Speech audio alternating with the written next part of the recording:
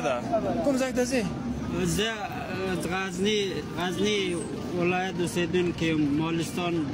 اوسیدون که از مالستان غزنی نیستی؟ ولسوالی اوسیدون که ما اما قروتای خوبش که داره او قروتای دیر خواه قروت لاری مالستان داخل نو پشتو یاد میگیری؟ پختو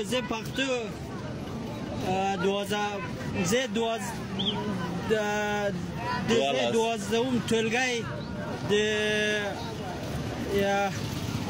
سالی سالی 1396 از مکتب درنشت فارغ شدم پختو ذکر پختو سرک خلکو پختون خلکو اسپیکو مرکه پویگو خب تو هم پشتو پویگی تو فارسی هم پویگی نه پویگی؟ فارسی پویگی ما فارسی هم گفتم فارسی تو بشنویم بسم الله الرحمن الرحیم اسم ما عبدالله است ما از ولایت غزنی هستم ولسوالی مالستان هستم باشنده آخرای قلعه نو نزدیک سرک زندگی میکنم ما از بوی سیگرت دان بینیخ میگیرم از بوی سیگرت خیلی رنج میبرم امروز خیلی خوشحالم تلویزیون آمده امی از دولت مجاهدین خواهش مامزی است از تمام دنیا خواهش است سیگرت کشیدن نمانه سیگرت کشیدن نمانه همین قانون را سخت کنن باید سیگرتیار را آزاد بانه و هر کار من امروز سیگرت سواد دوزی من هر کار من باید جلوی سیگرت گرفته شود سیگرت نسوار جلوش گرفته شود این مواد مخدر تو کدام طرف روان هستی رو برام بگو بخیر سن پایین دوانستم تانگتل دوانستم ما چی میگی تانگتل سیگرت دان بینیخ میگیره تو مثلا سرک تانگتل مردم سیگرت کشیدن نمیشه مزدور میتون سیگرت نزن ضرر سرطان میگیره ما از دولت میمود از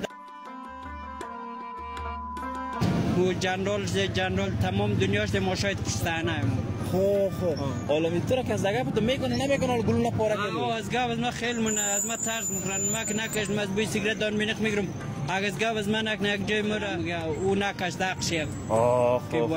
حالا تو خانه تا نوجه چند سال هستی رو ما در تذکره 24 دسته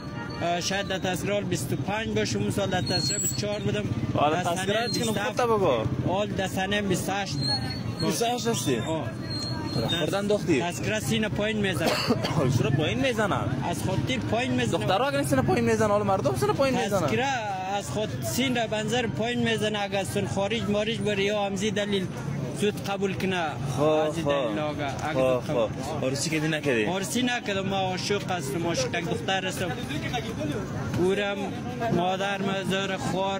خوار کلان مزاره پدر مزاره آدرس دادم پدرم گفت عاشق آسان نیست منظورش عاشق آسان نیست بازور خواهر کلان مادرم خانش آدرس شر دادم عالمی تو کارم میکنی نمیکنی نامزاد استرالیا ما کارم میکنم از بوی سیگرت دان بینیخ میکنم در قانون کاره دیگه خب سیگرت نمیزنی و کار میکنی بیندازه سیگرت سرطان میکنم